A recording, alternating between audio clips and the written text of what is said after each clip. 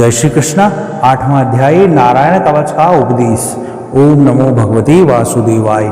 राजा परीक्षित ने पूछा, भगवान देवराज इंद्र ने जिससे सुरक्षित होकर शत्रुओं की चतुरंगिनी सेना को खेल खेल में ही अनायास ही जीत लिया और त्रिलोकी की राजलक्ष्मी का उपभोग किया, आप उस नारायण कवच को मुझे सुनाइए और यह भी बतलाइए कि उन्होंने उससे सुरक्षित होकर रणभूमि में किस प्रकार आक्रमणकारी शत्रुओं पर विजय प्राप्त की।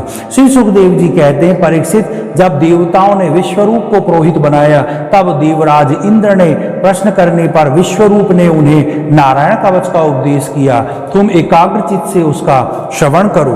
विश्वरूप ने कहा, देवराज इंद्र, भय का अवसर उपस्थित होने पर नारायण कवच धारण करके अपने शरीर की रक्षा कर लेनी चाहिए। यह विधि यह है कि पहले हाथ पैर धोकर आचमन करें, फिर हाथ में पुष्प की पवित्री धारण करके उत्तर मुंह करके बैठ जाएं। इसके पश्चात कवच धारण पर्यंत और कुछ न बोलने का निश्चय करके पवित्रता से ओम नमो नारायण और ओम नमो भगवते वासुदेवाय इन मंत्रों के द्वारा हृदयादि अगन्यास और अगुनाटी अकरन्यास करें। फिर ओम नमो नारायण इस अष्टाक्षर मंत्र के ओम आदि 8 अक्षरों का क्रम से पैरों, घुटनों, जांघों, पेट, हृदय, वक्षस्थल, मुख और सिर में न्यास करें, अथवा पूर्वोक्त मंत्र के द्वारा मकार से लेकर ओंकार पर्यंत 8 अक्षरों का सिर से आरंभ करके उन्हीं 8 अंगों में विपरीत क्रम से न्यास करें। तदंतर ओम नमो भगवते वासुदेवाय इस द्वादक्षर मंत्र के ओम आदि 12 अक्षरों का दाईं तर्जनी से बाईं तर्जनी तक दोनों हाथों की 8 अंगुलियां और 8 अंगूठों दोनों अंगूठों की 2-2 गांठों में न्यास करें। फिर ओम विष्णवे नमः इस मंत्र के द्वारा पहले अक्षर ओम का हृदय में, वी का भ्रमरंध्र में, श का भुवों के बीच में, ण का चोटी में, व का दोनों नेत्रों में और न का शरीर की सब गांठों में न्यास करें। तदंतर ओम में अस्त्राय फट कहकर द्विबंध करें। इस प्रकार न्यास करने की विधि को जानने वाला पुरुष मंत्र स्वरूप हो जाता है। इसके बाद एकाग्र ऐश्वर्य, समग्र ऐश्वर्य, धर्म, यश, लक्ष्मी, ज्ञान और वैराग्य से परिपूर्ण इष्ट देव भगवान का ध्यान करें और अपने को भी तद स्वरूप ही चिंतन करें। तत्पश्चात विद्या, तेज और तप स्वरूप इस कवच का पाठ करें। भगवान श्री हरि गरुड़ जी की पीठ पर अपने चरण कमल रखे हुए हैं। अणिमादि 8 सिद्धियां उसकी सेवा कर रही है। 8 हाथों में शंख, चक्र, ढाल, तलवार, गदा, बाण, धनुष और पाश धारण किए हुए हैं। वह ही ओंकार स्वरूप प्रभु सब प्रकार से सब और से मेरी रक्षा करे।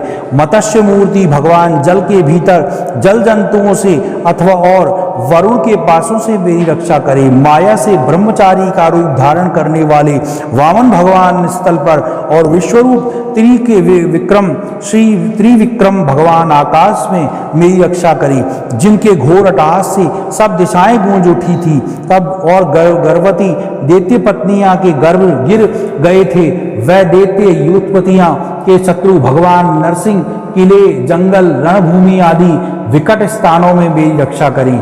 अपनी दाढ़ों पर पृथ्वी को धारण करने वाले यज्ञ मूर्ति बारह भगवान मार्ग में, परशुराम जी पर्वतों के शिखरों पर और लक्ष्मी जी के सहित भरत के बड़े भाई भगवान रामचंद्र प्रवास के समय मेरी रक्षा करें। भगवान नारायण मारण मोहन आदि भयंकर अभिचारों और सब प्रकार के प्रमादों से मेरी रक्षा करें।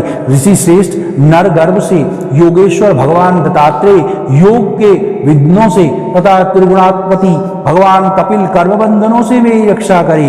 परमश्री सनत कुमार कामदेव से हैग्रीव भगवान मार्ग में चलने समय देव मूर्तियों को नमस्कार आदि न करने के अपराध से, देवर्षि नारद सेवा अपराधों से और भगवान कश्यप सब प्रकार के नरकों से मेरी रक्षा करे। भगवान धन्वंतरी कुपत्य से, जितेंद्रिय भगवान ऋषभदेव सुख दुख आदि भयदायक दंडों से, यज्ञ भगवान त्रिलोकापदास से, बलराम जी मनुष्यकृत कष्टों से और श्री शेष जी क्रोधवश नामक सर्पों के गण से मेरी रक्षा करे।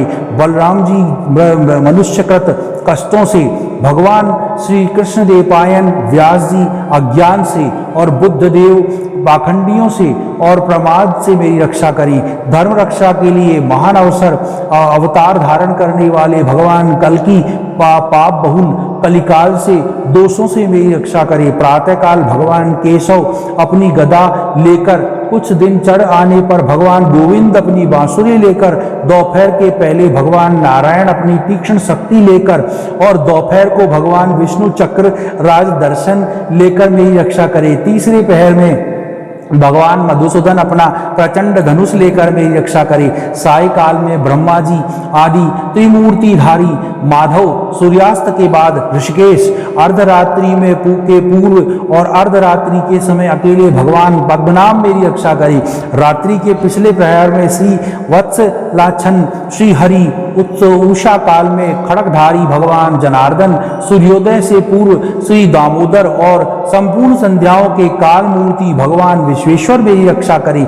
सुदर्शन आपका आकार चक्र की तरह है, आपके किनारे का भाग प्रलयकालीन अग्नि के समान अत्यंत तीव्र है। आप भगवान की प्रेरणा से सब और घूमते रहते हैं। जैसे आग वायु की सहायता से सूखे घास फूस को जला डालती है, वैसे ही आप हमारे शत्रु सेना को शीघ्र से शीघ्र जला दीजिए।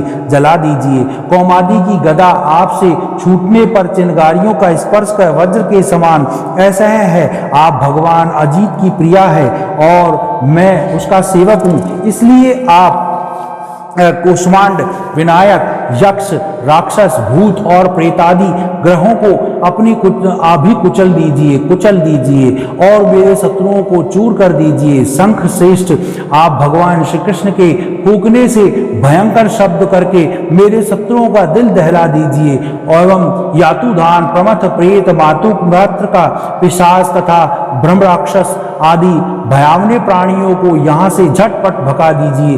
भगवान की प्यारी तलवार, आपकी धार बहुत तीक्ष्ण है। आप भगवान की प्रेरणा से मेरे शत्रुओं को छिन्न छिन्न कर दीजिए। भगवान की प्यारी ढाल, आप में सैकड़ों चंद्राकार मंडल हैं। आप पाप दृष्टि पापात्मा शत्रुओं की आंखें बंद कर दीजिए और उन्हें सदा के लिए अंधा बना दीजिए। सूर्य आदि ग्रह, धूमकेतु आदि केतु, दृश्य मनुष्य, सर्पादि रेंगने वाले जंतु, दाढ़ों वाले हिंसक पशु, भूत प्रेत आदि तथा पापी प्राणियों से हमें जो जो भय है और जो जो हमारे मंगल के विरोधी हैं, वह सभी भगवान के नाम, रूप और आयुधों का कीर्तन करने से तत्काल नष्ट हो जाएं। वृद्ध, रथंदर और सामवेदियों स्त्रोतों ने से जिनकी स्तुति की जाती है, वह वेद मूर्ति भगवान गरुड़ और विश्वक्सेन जी अपने नामोच्चारण के प्रभाव से हमें सब प्रकार के विपत्तियों से बचाएं। श्रीहरि का नाम, रूप, वाहन, आयुध और श्रेष्ठ पार्षद हमारी बुद्धि, इंद्रिय, मन और सब प्राणों को सब प्रकार की आपत्तियों से बचाए। जितना भी कार्य अथवा कारण रूप जगत है, वह वास्तव में भगवान ही है। इस सत्य के प्रभाव से हमारे सारे उपद्रव नष्ट हो जाएं। जो लोग ब्रह्म और आत्मा की एकता का अनुभव कर चुके हैं, उनकी दृष्टि से भगवान का स्वरूप समस्त विकल्पों भेदों से रहित है, फिर भी वह अपनी माया शक्ति के द्वारा भूषण, आयुध और रूप नामक शक्तियों को धारण करे। यह बात निश्चय रूप से सत्य है। इसका कारण सर्वज्ञ, सर्वव्यापक भगवान श्री हरि सदा सर्वत्र सब स्वरूपों से हमारी रक्षा करे, जो अपने भयंकर अट्टहास से सब लोगों के भय को भगा देते हैं और अपने तेज से सबका तेज ग्रस लेते हैं। वह भगवान नरसिंह दिशा विदिशा में ऊपर नीचे बाहर भीतर सब और हमारी रक्षा करें। देवराज इंद्र, मैंने तुम्हें यह नारायण कवच सुना दिया। इस कवच से तुम अपने को सुरक्षित कर लो, बस फिर तुम अनायास ही सब दैत्य युद्धपतियों को जीत लोगे।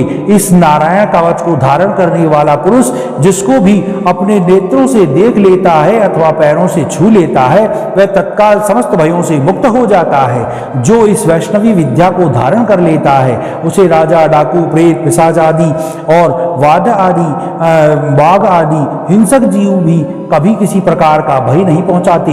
देवराज, प्राचीन काल की बात है, एक कौशिकी गोत्री ब्राह्मण ने इस विद्या को धारण करके योग धारण से अपना शरीर मरुभूमि में त्याग दिया। जहां उस ब्राह्मण ने उस शरीर त्यागा था, उसके ऊपर से एक दिन गंधर्वराज चित्ररथ अपनी स्त्री के साथ विमान पर बैठकर निकले। वहां आते ही वह नीचे की ओर से सिर किए हुए विमान सहित आकाश से पृथ्वी पर गिर पड़े। इस घटना से उनके आश्चर्य की सीमा न रही। जब उन्होंने वाल्खिल्य मुनियों ने बतलाया कि यह नारायण कवच धारण करने का प्रभाव है, तब उन्होंने उस ब्राह्मण देवता की हड्डियों को ले जाकर पूर्ववाहिनी सरस्वती नदी में प्रवाहित कर दिया और फिर स्नान करके वह अपने लोक को चले गए। श्री सुखदेव जी कहते हैं, परीक्षित, जो पुरुष इस नारायण कवच को समय पर सुनता है और जो आदर पूर्वक इसे धारण करता है, उसके सामने सभी प्राणी आदर से झुक जाते हैं और वह सब प्रकार के भयों से मुक्त हो जाता है। परीक्षित, सत्क्रतु इंद्र ने आचार्य विश्वरूप जी से यह वैष्णवी विद्या प्राप्त करके रणभूमि में असुरों को जीत लिया और वह त्रिलोक के लक्ष्मी का उपभोग करने लगे। 8वां अध्याय समाप्त। ओम नमो भगवते वासुदेवाय।